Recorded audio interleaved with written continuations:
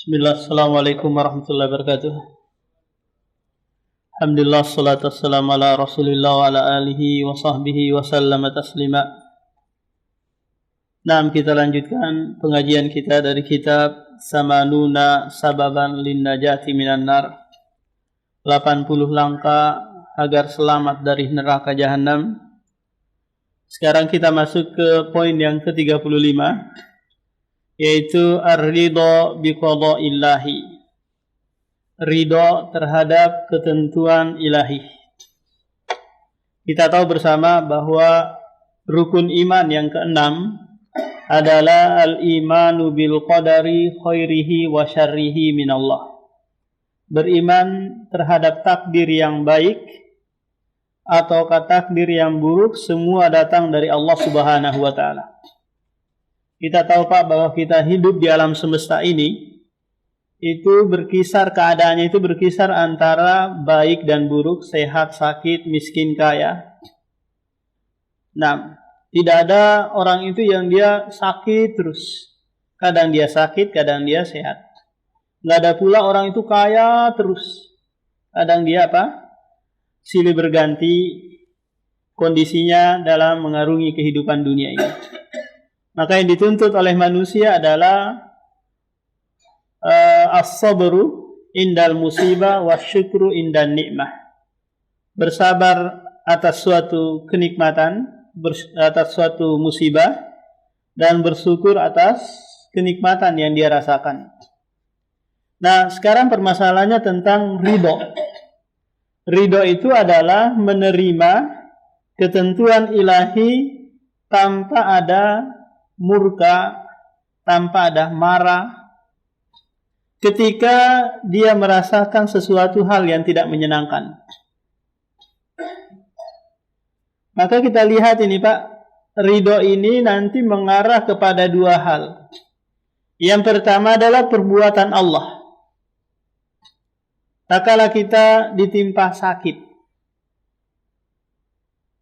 istri meninggal, anak ditabrak motor, ini kan musibah. Nah, perbuatan Allah itu kita wajib menerimanya. Karena seluruh perbuatan Allah itu Pak baik. Karena terkandung hikmah, tidak ada yang syarru mahba. Tidak ada keburukan yang murni, tidak ada kebaikan sedikit pun. Pasti ada di balik musibah tersebut adalah kebaikan. Cuma kita mungkin kita tahu, mungkin juga kita tidak tahu. Karena ini adalah perbuatan Allah, maka kita terima. Wajib menerimanya. Kalau perbuatan yang enggak menyenangkan, kadang jiwa menolak. Tapi kalau perbuatan yang menyenangkan, biasanya pasti dia menerima kan? Karena jiwa itu pada dasarnya dia itu ammaratun bisu', memerintahkan keburukan. Kalau dia keterima jadi caleg, nah ini dia senang.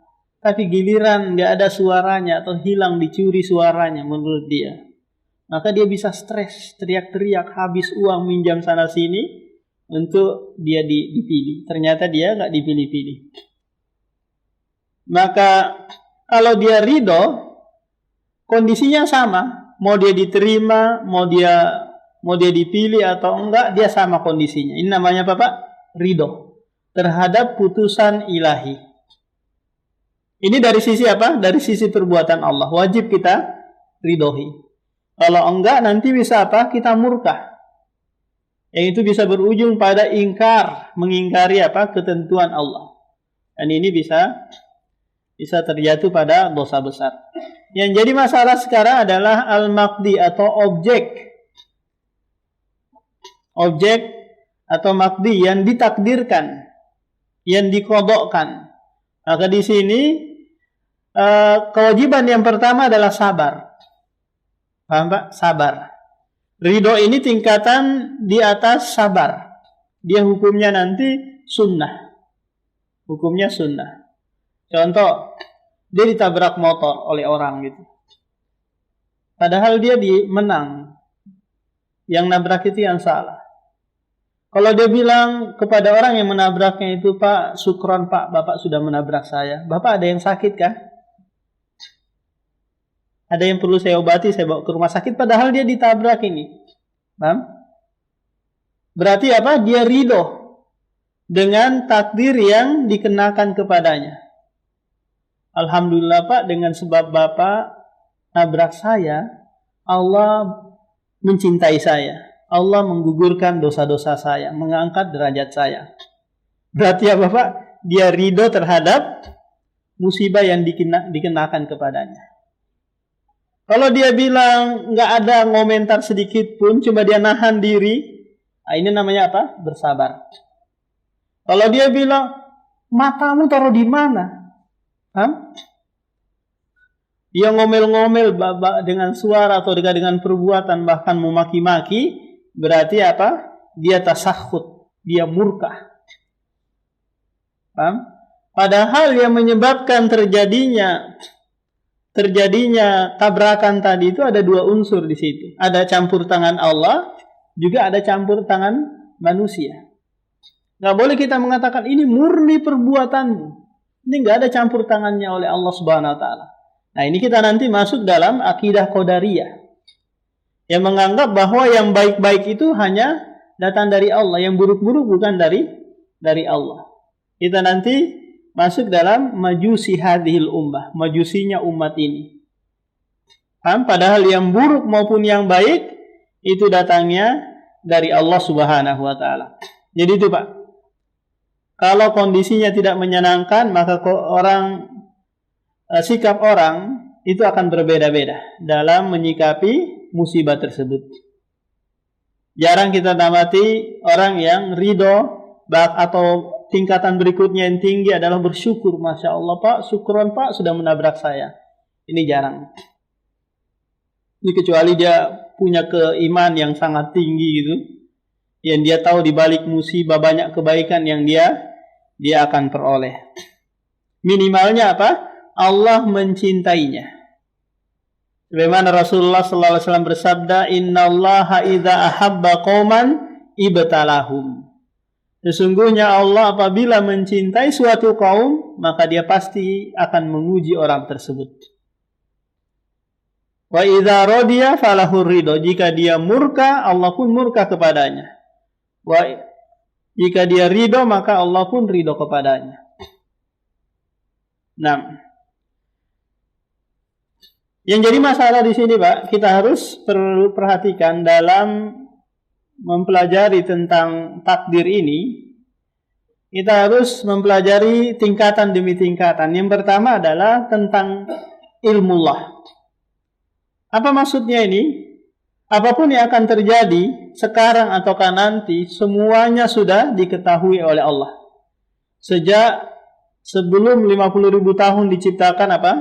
Alam semesta ini. Semua sudah diketahui oleh Allah. Siapapun nanti tahun 2024 jadi presiden, itu sudah Allah tahu. Nggak usah gerusu-gerusu sana sini. Yang naik nanti penjahat kah atau orang baik kah, semuanya sudah diketahui oleh Allah Subhanahu Wa Taala. Yang dituntut kita adalah sabar atau bersyukur. Ini yang pertama. Yang kedua adalah semua yang akan terjadi dan sedang terjadi itu tercatat, sudah tercatat di Lauhul Mahfuz. Fi Lauhim Mahfuz. Sudah tercatat oleh Allah Subhanahu Wa Taala.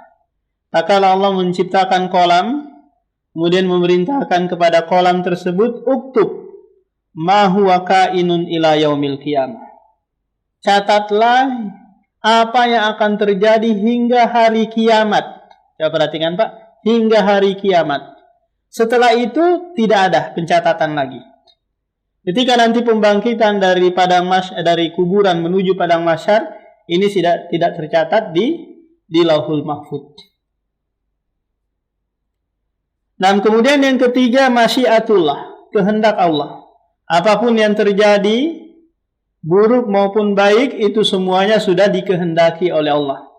Wa ma tasyauna illa ayyasha Allahu rabbul alamin. Cuma masyiatnya Allah terbagi menjadi dua. Ada yang sifatnya kauniyah, Kauniyah itu Pak terjadi tapi belum tentu diridhoi. Contoh, adanya kesyirikan, kekafiran, kemaksiatan. Bukankah semua itu takdir Allah? Iya benar. Tapi itu adalah takdir yang tidak diridhoi. Kok bisa ada takdir terjadi tapi tidak diridhoi? Ada hikmah di balik semua itu. Mungkin ada yang tahu, mungkin juga tidak ada yang tahu. Yang terpenting bagi kita adalah semua perbuatan Allah itu baik. Jangan banyak tanya terhadap perbuatan Allah. Fa innahu la yus'alu. Kalau Bapak banyak-banyak bertanya tentang perbuatan Allah, maka pasti akan berujung pada ingkarul qadar. Contohnya gini, Pak.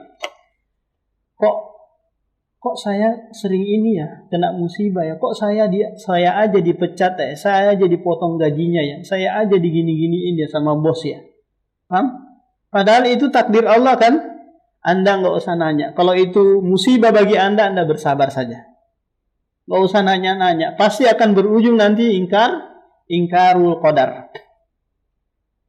Karena takdir itu adalah sirrullah, rahasia Allah Subhanahu wa taala. Nah, jadi masyiatullah, kehendak Allah ada yang sifatnya kauniyah, terjadi tapi belum tentu diridhoi. Ada yang kedua yaitu masyiatus syar'iyah. Pasti diridhoi tapi belum tentu terjadi. Apa itu? Perbuatan-perbuatan baik. Salat, puasa, haji, berbakti kepada kedua orang tua. Ini semua perbuatan baik tapi belum tentu manusia mengerjakannya.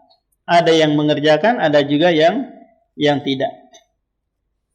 Tapi Ahlu Sunnah wal Jamaah atau Islam menganggap bahwa manusia itu Pak punya pilihan. Paham? Hidup ini adalah pilihan. Mau pilih baik, mau pilih buruk, mau pilih sengsara atau mau pilih senang. Terserah Anda. Allah menurunkan Al-Quran untuk menjelaskan mana yang baik, mana yang buruk. Mengutus Rasul untuk menjelaskan kedua hal itu. Tergantung kembalinya kepada Anda. Anda bukan seperti robot yang disetir oleh remote. Atau bukan seperti debu yang kemana angin bertiup ke sana dia mengarah. Jadi kita punya pilihan. La ikraha fiddin, tidak ada paksaan dalam agama. Kemudian yang terakhir adalah khalqullah, bahwa segala perbuatan yang ada di alam semesta ini itu ciptaan Allah Subhanahu wa taala. Yang baik maupun yang buruk itu ciptaan Allah Subhanahu wa taala. Nah, kalau manusia melakukan sesuatu, Pak, itu didorong oleh dua unsur. Yang pertama adalah keinginan. Yang kedua, kekuatan. Kira-kira bisa nggak terjadi perbuatan sholat kalau tidak ada dua unsur ini? Nggak bisa. Meskipun dia punya kekuatan tapi nggak punya keinginan. Betapa banyak tukang-tukang sana kuat kerja, giliran azan dia nggak sanggup. Kenapa? Karena nggak punya keinginan. Punya keinginan tapi nggak punya kekuatan, kena stroke mungkin. Kena apa gitu penyakit yang dia nggak bisa melangkah. Akhirnya nggak bisa juga terwujud sholat berjamaah di masjid. Jadi kedua hal ini, keinginan dan kekuatan, itu diciptakan oleh Allah Subhanahu wa taala. Untuk apa kita meyakini ini? Untuk menepis akidah qadariyah yang menganggap bahwa perbuatan saya ini, saya mau ngapa-ngapain ini, itu nggak ada campur tangannya Allah. Ini keyakinan yang rusak.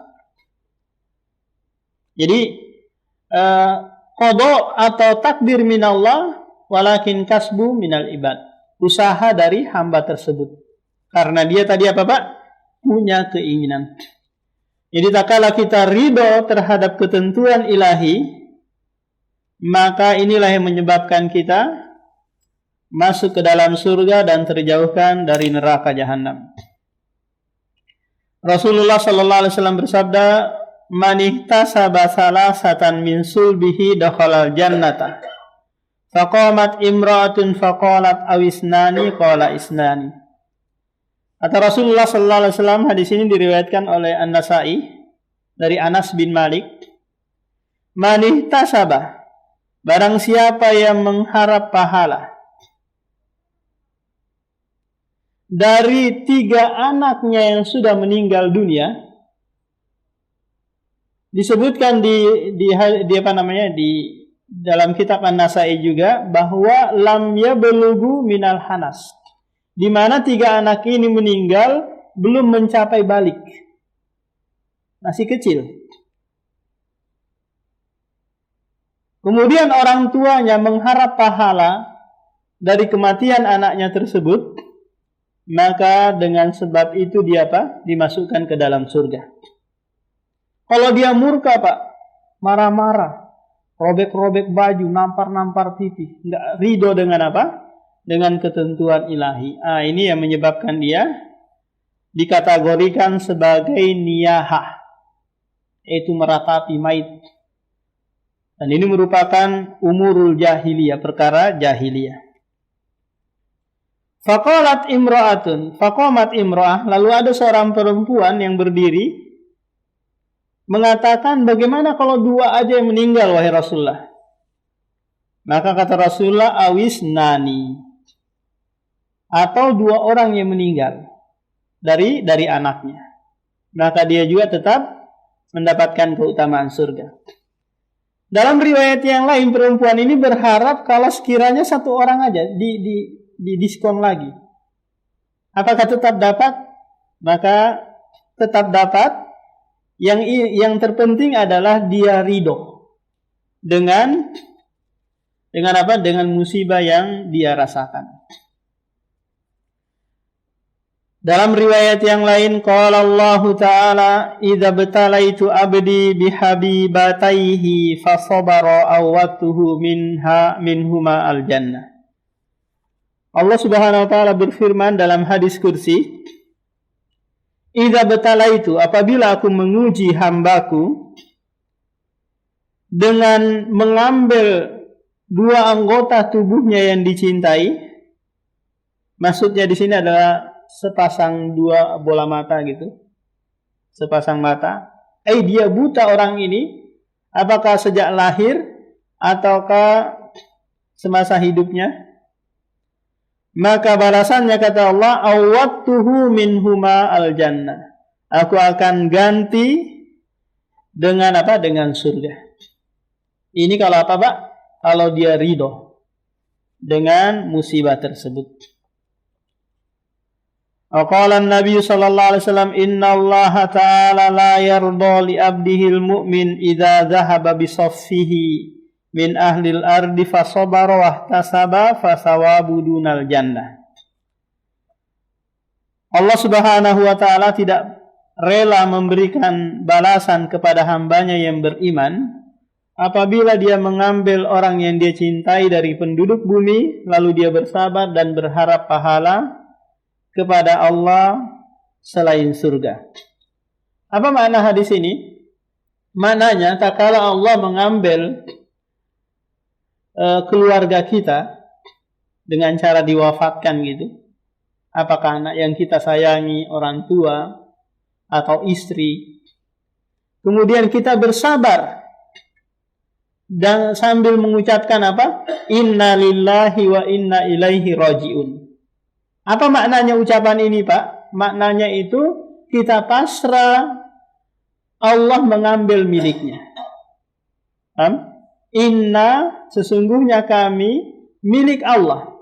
Wa inna, dan sesungguhnya kami akan kembali kepadanya.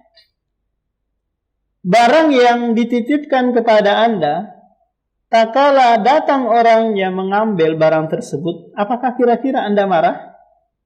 Ya enggak kan? Orang ini barang titipan. Anak, keluarga, istri, ini semuanya titipan Allah Subhanahu wa taala. Nah, ketika Allah mengambilnya, maka Anda harus ridho. Maka Allah ridho dengan menukar dengan surga. Maka orang itu bersabar. Kemudian kata penulis, ya Allah, berilah kami kenikmatan ridho kepada seluruh ketetapan-Mu. Ini merupakan bukti keimanan kita kepada Allah Subhanahu wa taala dan takdir yang baik maupun yang buruk. Sehingga dimanapun kita berada, Pak, kondisi apapun yang sedang menimpa kita, maka kita akan tetap bahagia. Di saat kita nggak punya pekerjaan mungkin, nggak punya uang mungkin, kehilangan istri mungkin, kita akan nggak gelisah. Kenapa? Karena kita ridho dengan keputusan Allah Subhanahu wa taala. Kemudian poin yang ke-36 adalah menjawab ucapan muadzin. Ini merupakan sebab juga kita dijauhkan dari neraka jahanam. Apabila si muadzin mengucapkan Allahu Akbar, kita jawab juga. Tapi ini hukumnya sunnah, Pak. Sebagaimana Rasulullah bersabda, "Idza sami'tumul muadzin faqulu misla ma yaqulul muadzin." Apabila kalian mendengar azan dikumandangkan, maka ucapkanlah seperti apa yang diucapkan si muadzin, kecuali pada lafaz hayya 'alas shalah, hayya 'alal falah. Apa yang kita jawab? La haula wala quwata illa billah. Menunjukkan kita ini tidak punya daya, tidak punya kekuatan untuk memenuhi panggilan si muadzin kecuali dengan pertolongan Allah Subhanahu wa taala. Rasulullah sallallahu alaihi wasallam bersabda, "Idza qala al-muadzinu Allahu akbar, faqala ahadukum Allahu akbar ila akhiril hadis. Tsumma qala la ilaha illallah, qala la ilaha illallah min qalbihi dakhalal jannah." Jadi murni dia ucapkan dari dalam hatinya, maka pasti balasannya adalah surga. Jadi muskilah kita saat ini, terkadang di suatu kampung atau RT gitu, Pak, banyak masjid yang mengumandangkan azan. Kadang 3 masjid, 4 masjid sama-sama mengeluarkan suara bising itu, saling saut-sautan. Yang dituntut sebenarnya satu kampung itu adalah satu masjid yang mengumandangkan azan. Nanti yang lainnya tinggal iqamah. Nah, kalau seperti itu keadaannya, yang mana yang kita jawab ini? Ya jawab yang terdekat mungkin. Tapi kalau Anda bisa bergantian menjawab lagi masjid yang lain, ya silakan. Tapi masalahnya bersamaan. Di waktu yang sama. Maka jawab satu saja. Nah, demikian Pak. Subhanakallah wa bihamdik, syadallah ilan tastarkat bilik. Assalamualaikum warahmatullahi wabarakatuh.